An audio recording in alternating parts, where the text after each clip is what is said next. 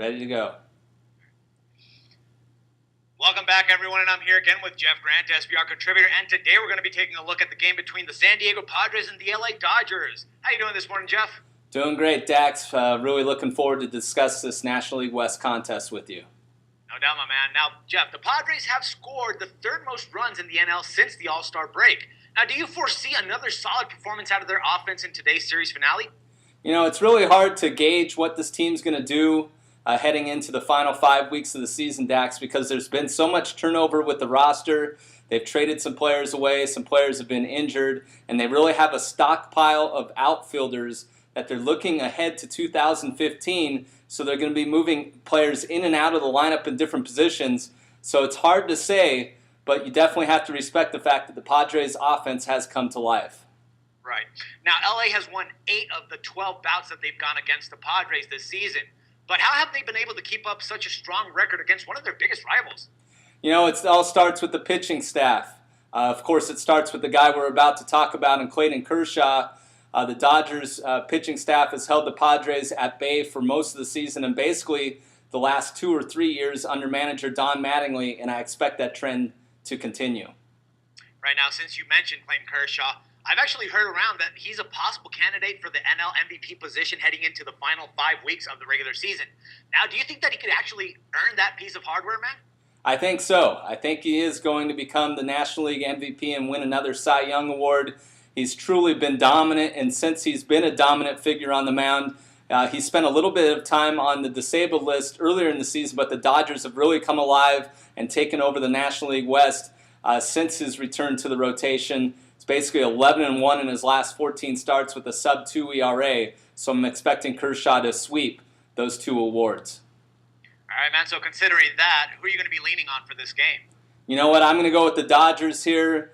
Their starting rotation is a little disorganized right now due to injuries, and everybody's kind of watching to see if Zach Greinke is going to go on the disabled list, so the Blue Crew have to take care of business when Kershaw takes the mound, and I expect that to happen on Thursday. All right, my man. Good stuff, and thank you once again for your valuable insights, and can't wait to talk to you again tomorrow, man.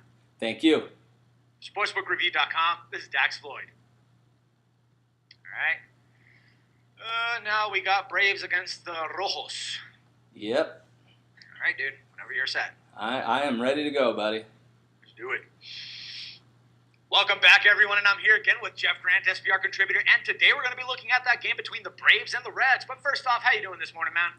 Doing great, Dax. 2 teams going in opposite directions, so that's something handicappers need to be aware at when looking at a straight line wager, but I'm going to be looking at the total in this one. All right, now, Jeff, I've actually heard a lot of handicappers in the industry say that the Braves are one of the toughest teams to handicap. But why could that be, dude? Oh, shit, you know, sorry. Let me not say dude. Oh, shit, I was just getting a little too comfortable there. All right, Jeff, now I've actually heard that a lot of handicappers say in the industry that the Braves are one of the hardest teams to actually cap. Now, why could that be, man? It's because of their inconsistent offense. They're one of the best, have one of the best pitching staffs in all of baseball, but they're heavily reliant on the home run ball. And when you have teams like that, sometimes the ball doesn't leave the yard and they don't score enough runs to back that strong pitching staff. So that is why the Braves are often difficult to handicap in games throughout the season. All right. Yeah, that paints a completely different picture for me now. All right, now, I actually was also looking at some of the Reds' recent road stats, and their bullpen has a deplorable 0-7 record and a 6.10 ERA just in August. Now, can it be just blamed on them for their poor gameplay display on the road, or is there something else to this? It can't solely be blamed on the bullpen, but you need your bullpen to be at its best when a lot of your key offensive players are on the disabled list, namely first baseman Joey Votto, who is the best player perhaps in the National League Central Division. So when he's out, Brandon Phillips has spent some time on the bench. So you need that bullpen to shut down things at the end of games, and when that's not happening, that leads to long losing streaks, and that's exactly what the Reds are doing right now. All right. Now, Julio Teheran, the Braves ace, ended his longest personal losing streak just the last time that he was out with a 4-3 home win over the A's. Now, do you think that he's going to be able to carry that momentum into the series opener at the Great American Ballpark? I think he would if this game was taking place at Turner Field, but you mentioned it's at the Great American Ballpark, and his road-home splits are definitely a lot different in terms of his home ERA is tremendous, while on the road he's been a mediocre pitcher. So that's going to allow Cincinnati, if they're up to it, to score some runs in this contest. All right, my man. So who are you going to be leaning on for this one, and why? You know what? I'm not going to lean on the Reds or the Braves. I'm going to look at the total, and I'm going to go over 8 runs in this one, mainly due to Teheran's splits on the road, and also the Reds are sending out a rookie pitcher. He's not going to be able to go deep in this game, and we've already mentioned the Reds' bullpen struggles, so the Braves should be on attack offensively throughout the game, should lead to a high-scoring affair, so I'm going to go over the total. All right, man, that makes it clear enough for me. I hope it does for everyone else. And once again, Jeff, thank you very much for your valuable insight, and can't wait to talk to you again tomorrow. Thank you. SportsbookReview.com. This is Dax Floyd. All right, and now we got the USC Trojans. Yep.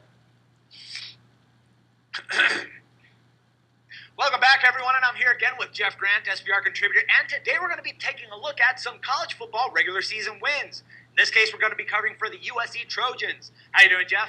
Doing great, Dax. This is one of the teams that I've really been excited to talk to you about. Being a Southern California native, I get to hear a lot of USC talk when I go home from Las Vegas, so this is definitely a video that our viewers should pay attention to. I bet you're excited about this, man. So, all right, correct me if I'm wrong, man, but isn't this like Steve Sarkisian's 3rd time in USC since spending the last 5 seasons at Washington? You know, he spent time as the quarterback coach.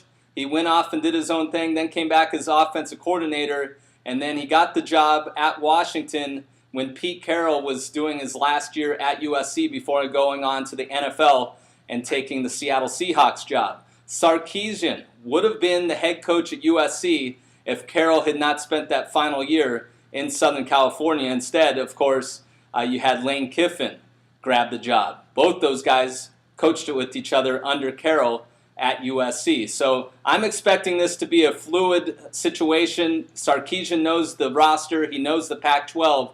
So the Trojans are in good hands with Sarkisian in 2014.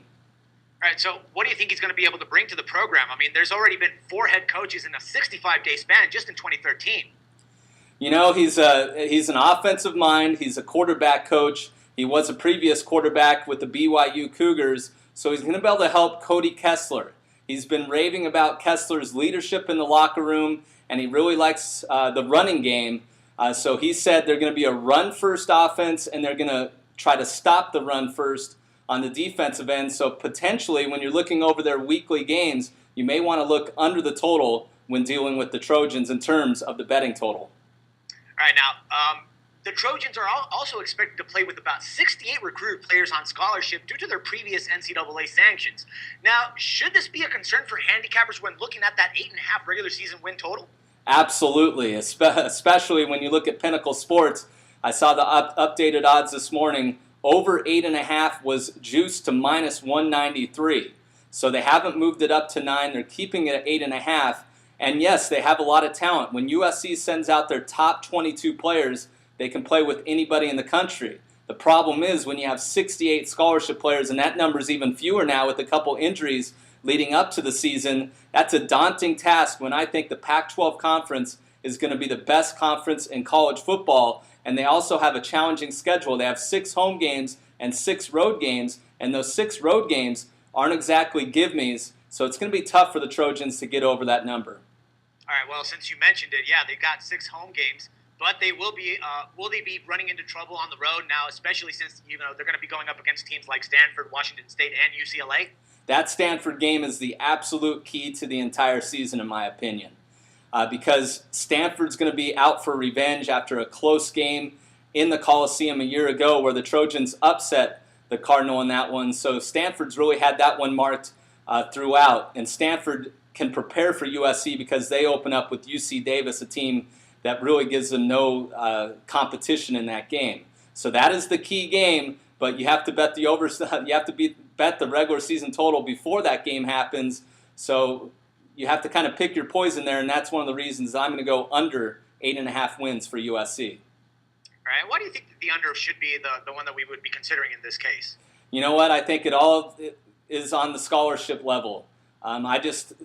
Basically, when you look at it, Dax, last year, and yes, it was a different year, but USC played their bowl game with just 47 scholarship players available, and they lost 7 of those during the game.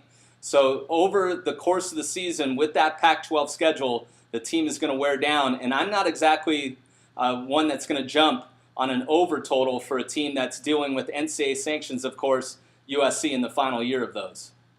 Fantastic, my man. I understood it clearly, and I hope everyone else did. So once again, thank you, my man, for your valuable insights, and can't wait to talk to you again tomorrow.